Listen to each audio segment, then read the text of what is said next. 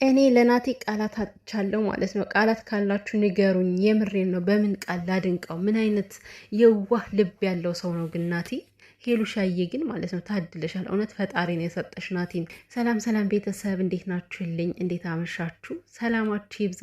እንዴት ነው ቤተሰብ? ደስታ እያንገላታችሁ ነው? እንዴት እየሆናችሁ ነው?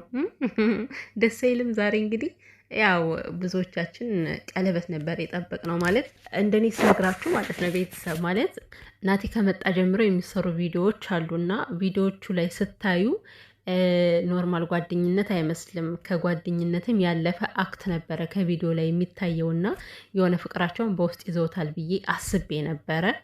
ስለዚህ ዛሬ ቀለበት የጠበቅኩት ለዛ ነበር። ነገር ግን ናቲ ተንበርክኮ ወደ ድሮ ፍቅራችን እንመለስ ብሎ ነው የጠየቃት ማለት ነው።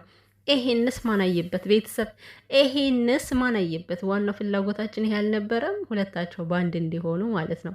እና ምልላችሁ ፈልጌ ነው፣ እኔ በደስታ ፈንጥዤ ሞቻለሁ። የምናገረውን ራሱን ያላቅም። አሁን ምንም አይነት ቃላት የለኝም። ነገር ግን ከምቀር ደግሞ እስኪ ደስታዬን ከእናንተ ጋር ልካፈል ብዬ ነው የመጣሁት ማለት ነው ቤተሰብ። የምሬን ነው፣ ማርያምን ነው የምላችሁ። ቪዲዮ መስራት አልፈለግኩም ነበር፣ ግን እንዴ ይሄን የመሰለ አበባ የመሰለ ደስታ እያየውማ አልቀርም ብዬ ከች እና ቤተሰብ እንግዲህ ሄሉሻ አላመነችም።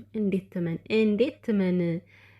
በነገራችን ላይ ቤተሰብ እኔ ባለፈው እንደዛ ናቲ ወደኋላ ተመልሶ ሲያለቅስ ምናምን የሆነ ትንሽ ጥርጣሬ ገብቶኝ ነበረ። ማለት በቃ የኋላ ያሳለፉት ነገር እዚህ በፊት የተፈጠሩ ነገሮች እየመጣ የሚረብሸው ከሆነ ከባድ ስለሆነ ቶሎ ብሎ ወደ ፍቅር መግባቱ ይከብዳል ብዬ ለራሴ ሳስብ ነበረና፣ ነገር ግን ፈጣሪ ያለው ነው የሚሆነው። እኛ የተጨነቅንበት፣ እኛ ያሰብንበት፣ የተጠበብንበት ሊሆን አይችልም። ፈጣሪ ሲፈቅድ ነው ሁሉም ነገር የሚሆነውና ሁሉንም ነገር ስክትክት አድርጎ ናቲንም ከዛ ሀገር ብድግ አድርጎ አምጥቶ አንድ እድል ሰጥቷቸው ይሄው ዛሬ ለመመለስ በቅተዋል ማለት ነው። የእኛ ተምሳሌቶች ከምሬ ነው ማለት አንዳንድ ሰዎች ሲጣሉ ሚዲያ ላይ ወጥተው ይዘራጠጣሉ፣ እንደፈለገ ይባባላሉ ማለት ነው። ግን ናቲና ሄሉ በጣም ቁጥብ ናቸው። በነገራችን ላይ ሄሉም ቁጥብ ነች፣ ናቲም ቁጥብ ነው። ሚዲያ ላይ አንድ ቃላት ክፉ ማለት ሄሉ ከሌላው ሰው ጋር ፍቅር ጀምራ እንኳን ማለት ነው ናቲ ወጥቶ አንድ ነገር ያላለ ሰው ነው። ለዚህ ነው በቃ ቃል አጣውለት ያልኳችሁና በጣም ቁጥብ ሴቶች ቁጥብ ሰዎች ናቸው። ሄሉዬም ቁጥብ ሴት ነች፣ ናቲም ደግሞ ለራሱ ቁጥብ የሆነ ሰው ነው። እና ትለያላችሁ በጣም ከእናንተ በጣም ብዙ ተምረናል። በጣም ብዙ መቤቴ በስመ አብ እኔ እንጃ ያላመንኩም ሁላ እና ማለት ነው። የተሳላችሁ ሰዎችም ደግሞ እንኳን ደስ ያላችሁ። ብዙ ሰዎች ተስላችኋል። እያየው ነበረው ኮሜንት ራሱ ከዚህ በኋላ ስለቴን አስገባለሁ እያላችሁ ማለት ነው። እና ግን ይሄን ያክል የሰው ማለት ለሰው ደስታ ይሄን ያክል የሚርገበገብ የሚጨነቅ ሰው ስታየው ማለት ነው ማርያምን የሆነ ተስፋ ይኖራችኋል። በቃ በሰዎች ላይ ብዙ ጊዜ ሰው ከፍቷል እንደዚህ ነው ምናምን ብለን እናወራለን፣ ግን ደግሞ ከክፎች የዋሆች ይበልጣሉ። በዚህ አጋጣሚ ማርያምን የዋሆቹ ይበልጣሉ። እና ለሄሉና ለናቴ የተደሰታችሁ በሙሉ እንኳን ደስ ያላችሁ። ባለስለቶችም እንኳን ስለታችሁ ሰመረ። ከዚህ በኋላ ስለታችሁን አስገቡ። ብቻ በአጠቃላይ የሄሉ ተከታዮች የናቴ ተከታዮች እንኳን ደስ ያላችሁ ማለት ነው። እሰይ ስለቴ ሰመረ፣ እሰይ ስለቴ ሰመረ፣ ለመድኃኒዓለም ነግሬው ነበረ። እሰይ ስለቴ ሰመረ፣ እሰይ ስለቴ ሰመረ። ያው እንግዲህ እኛ ድምፅ የለንም ማለት ነው፣ ግን ቻለርን የሆነ ደስታችሁን የምታንጸባርቁበት ነገር ነው። እና ቤተሰብ እኔ እንደነገርኳችሁ ማለት ነው እመቤቴን በቃ ማወራው ቃላት ጠፍቶብኛል። በጣም ነው ደስ ያለኝ። ደስታዬ ከምንም በላይ ወደር የለውም፣ ወደር አጥቷል ማለት ነው። እና ነገሮች ስቴፕ ባይ ስቴፕ እየቀጠሉ ነው የሚሄዱት ከዚህ በኋላ። ዛሬ ፍቅሩን ተገላለጹ ማለት ያው ወደ ድሯቸው ተመለሱ። የነበረውን ፍቅር አድሰውታል።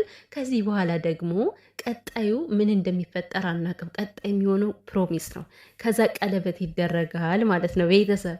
ከዛ በኋላ ደግሞ ቀስ በቀስ ሄሉዬና ናቲ ሱፉን ለብሶ ሄሉሻ ደግሞ ቤላዋን ለብሳ ወደ ትዳር አለሙ ይገባሉ ማለት ነው። ወይኔ እኛ ከዚህ ቁጭ ብለን እንድራቸዋለን። ምንም ችግር የለም። እስከሚወልዱ ድረስም አለን እኛ።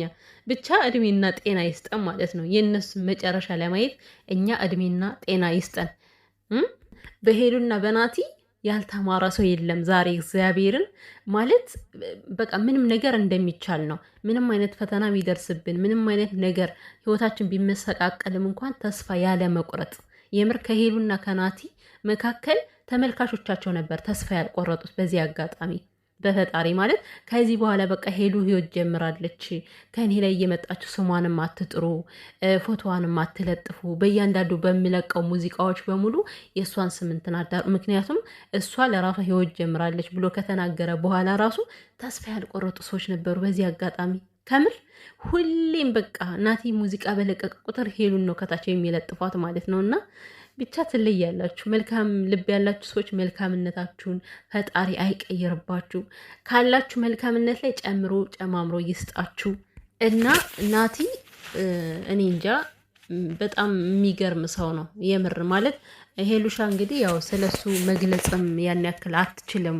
በቃ ቶሎ ብሎ እንባዋ የሚቀድማት ሰው ነች። በነገራችን ላይ ሄሉ ምንም ያክል ኮንፊደንስ ቢኖራትም ማለት ነው ከመናገር ላይ ግን ያን ያክል አይደለችም።